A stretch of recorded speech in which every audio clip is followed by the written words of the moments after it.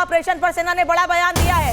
Uri sector में आतंकियों की सूचना मिली थी, इनपुट मिलने पर सेना ने ऑपरेशन चलाया है। सेना के ऑपरेशन में 2 आतंकी मारे गए हैं। बारामूला ऑपरेशन पर सेना ने बड़ा बयान दिया है और सेना का साफ कहना है कि 2 आतंकी मारे गए हैं। बारामूला ऑपरेशन पर अधिकारियों ने बात की है और उनका साफ कहना है कि इसमें 2 आतंकी मारे गए हैं। उरी में आतंकी गतिविधियों की खबर थी, जिसके बाद 2 आतंकी मारे गए हैं।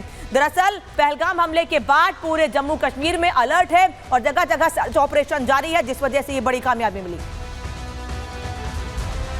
22 और 23 अप्रैल की रात को तकरीबन 1 बजे आतंकवादियों की संदिग्ध हरकत को उड़ी नाले के नज़दीक दुश्मन के एक नज़दीकी लॉन्च पैड पे देखा गया। इस हरकत को देखते हुए हमारी सर्वेलेंस, हमारे ड्रोन्स और साथ ही ज़मीन पर लगाई हुई हमारी एम्बुश पार्टीज़ को रीडिप्लॉय और रीसाइट किया गया। आतंकवादियों की लाइन ऑफ कंट्रोल की नज़दीक आती हुई हरकत को लगातार ट्रैक किया गया। तकरीबन 3 बजे आतंकवादियों ने जैसे ही लाइन ऑफ कंट्रोल को पार किया, हमारे एम्बुश ने इसे एंगेज किया। फायरिंग तकरीबन 2 घंटे के आसपास चली, जिसमें कि 2 आतंकवादियों को मार गिराया गया।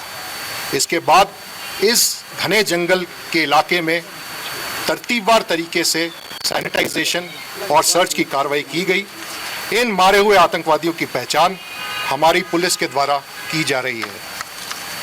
ऑपरेशन में 2 AK rifle, 1 9mm Chinese pistol, magazines और बड़ी मात्रा में एम्युनिशन बरामद किया गया है। इसके साथ साथ एक ID जिसका वजन तकरीबन 10 किलो का है, उसे भी बरामद किया गया है। इस सफल ऑपरेशन से हमारे इंटेलिजेंस एजेंसीज और सुरक्षा बलों ने आतंकवादियों की एक बड़ी साजिश को नाकाम किया है। उरी सेक्टर में आतंकियों के होने की सूचना मिली है, जिसके बाद 2 आतंकियों को ढेर कर दिया गया है। वहीं लगातार पहलगाम में हुए हमले के बाद रिएक्शन सामने आ रहे हैं। बीजेपी नेता रविंद्र रैना का क्या कहना है, सुनिए। दुश्मनों ने, मानवता के दुश्मनों ने एक बार फिर कश्मीर को लहूलुहान किया है। इन बुज़दिल कायर पाकिस्तानी आतंकवादियों ने बहुत बड़ा जघन्य अपराध किया है। ये अक्षम्य अपराध है जिसे किसी सूरत में माफ नहीं किया जा सकता। जिस तरीके से इन कायर आतंकवादियों ने निहत्थे और निर्दोष लोगों को पहलगाम में निशाना बनाया है, इसकी भारी कीमत इन आतंकवादियों को और इन आतंकवादियों को, इनके मददगारों को, इनके जो आका हैं, उनको इसकी भारी कीमत चुकानी पड़ेगी। बदला लिया जाएगा इन मौतों का। ये अक्षम्य अपराध आतंकवादियों ने और पाकिस्तान ने जो किया है, इसको कभी माफ नहीं किया जाएगा। और अब आपके मन में सवाल यही होगा कि आखिर पहलगाम को क्यों चुना गया है, पहलगाम में लोगों पर हमला क्यों किया गया है। ये भी आपको बता देती हूँ। टूरिस्ट प्लेस है, यहाँ पर ज्यादातर गैर कश्मीरी आते हैं, इसीलिए लोगों का धर्म पूछकर उनको मारा गया है। देश के अलग अलग हिस्सों के पर्यटक यहाँ पर आते हैं। देश के अलावा विदेशी पर्यटक भी बड़ी संख्या में यहाँ पर पहुंचते हैं। ऐसे में गैर कश्मीरियों को निशाना बनाना इनके लिए आसान था, इसीलिए धर्म पूछा गया और फिर गोली चला दी गई। पहलगाम का टूरिस्ट प्लेस ऊपरी इलाके में है। यहाँ QRT टीम को पहुंचने में ज्यादा समय लगेगा, क्योंकि बताया जा रहा है कि ये थोड़ा पहाड़ी इलाका है, ऊपर पहुंचने में 2 से 3 घंटे का समय लगता है, इसीलिए यहाँ पर ताबड़तोड़ फायरिंग की गई। ऐसे में आतंकियों को भागने के लिए भी समय मिल गया। जब तक वहां पर सुरक्षा बल पहुंचते, तब तक आतंकियों को भागने का समय भी मिल गया। यही वजह है कि पहलगाम के इस टूरिस्ट प्लेस को हमले के लिए चुना गया था और यहाँ बहुत बड़ी संख्या में लोगों पर गोलीबारी की गई है। हम लगातार आपको अपडेट दे रहे हैं और बता रहे हैं कि किस तरीके से बहुत बड़ी संख्या में चारों तरफ से घेर कर 6 आतंकियों ने लोगों पर हमले किए, जिसमें 25 से 26 लोगों की जान चली गई है। और वहीं दूसरी ओर कई लोग ऐसे हैं जो अभी भी अस्पताल में भर्ती हैं, उनका हालचाल खुद गृह मंत्री जानने के लिए पहुंचे हैं। अब आपको ये बता देते हैं कि कैसे स्ट्राइक का डर सता रहा है और स्ट्राइक के डर के साथ आतंकी बेस खाली हो चुके हैं, क्योंकि इन आतंकियों ने हमला तो कर दिया, इन आतंकियों ने लोगों की जान तो ले ली है, लेकिन इतने डरपोक हैं ये, इतने कायर हैं ये कि इनके कैंप्स खाली हो चुके हैं। ये अपनी जगह छोड़कर भाग चुके हैं। पहलगाम हमले के बाद खौफ में है पाकिस्तान और पाकिस्तान के आतंकी मुंह छिपाए फिर रहे हैं, डर रहे हैं, भाग रहे हैं अपनी जान बचाकर, मासूम लोगों की जान लेकर अपनी जान बचाकर भाग रहे हैं। एयर स्ट्राइक के डर से पीओके से आतंकी भाग गए हैं, पूरे कैंप्स खाली हो चुके हैं। पाकिस्तान ने सीमा पर हवाई गश्त भी बढ़ा दी है कि कहीं भारत कोई बड़ा हमला ना कर दे। भारत बड़ा जवाब देने की बात तो कह रहा है, लेकिन भारत पूरी तैयारी के साथ पाकिस्तान पर हमला करेगा।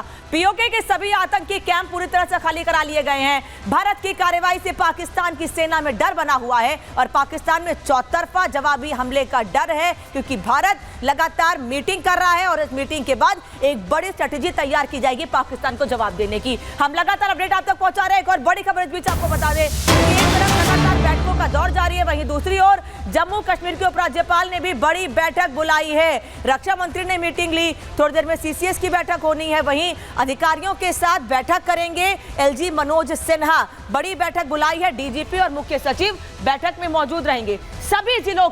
सभी 20 जिलों के एसपी भी इस बैठक में मौजूद रहेंगे, उनसे बातचीत की जाएगी। डीजीपी और मुख्य सचिव भी बैठक में शामिल होंगे। जम्मू कश्मीर के उपराज्यपाल ने ये बड़ी बैठक बुलाई है और इस बैठक में आगे क्या किया जाना है, क्योंकि हर तरफ जहां जहां मीटिंग हो रही है, फिर चाहे दिल्ली में हो, श्रीनगर में हो, पहलगाम में हो, जहां मीटिंग्स हो रही हैं, जहां जहां पर हालात का जायजा लिया जा रहा है, उसके बाद रणनीति यही कि आगे क्या कदम उठाने हैं, जिसको लेकर पाकिस्तान डरा हुआ है। वहीं रक्षा विशेषज्ञ भी इस मामले पर लगातार रिएक्शन दे रहे हैं। रिटायर्ड कर्नल शैलेंद्र सिंह का क्या कहना है, सुनिए। किसी भी तरह के टूरिस्ट स्पॉट पर अटैक होना एक साजिश दिखाता है कि आप टूरिस्ट को कम करना चाहते हैं, जेएनके में एक वो खौफ का माहौल लाना चाहते हैं जहां टूरिस्ट ना आए। हमने इस ऑपरेट एरिया को देखा हुआ है, इसमें डिफिकल्टी है और डिफिकल्टी को ओवरकम करना ही आर्मी का काम है। एक टेररिस्ट के एस्केप करने की जो लाइफ है वो मेरे ख्याल 72 घंटे से ज्यादा नहीं होती। जो सिक्योरिटी नेटवर्क है वो अपने आप में बड़ा इफेक्टिव है और इस तरह की घटना को बारे में हमेशा इवैल्यूएट करता है कि कैसे वो ऑपरेट करेंगे।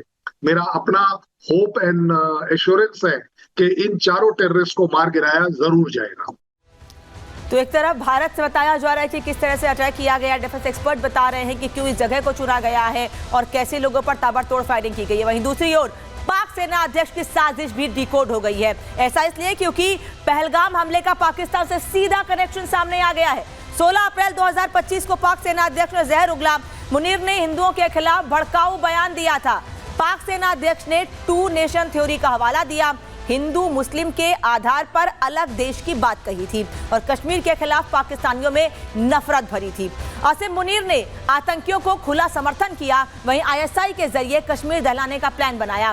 पाक सेना ने आतंकियों को हथियार भी मुहैया कराया था और इसीलिए आसिम मुनीर को लेकर कहा जा रहा है कि आसिम मुनीर ने ही पूरी साजिश रची थी, लोगों को भड़काया और उसके बाद पहलगाम में मासूम लोगों पर हमला किया गया।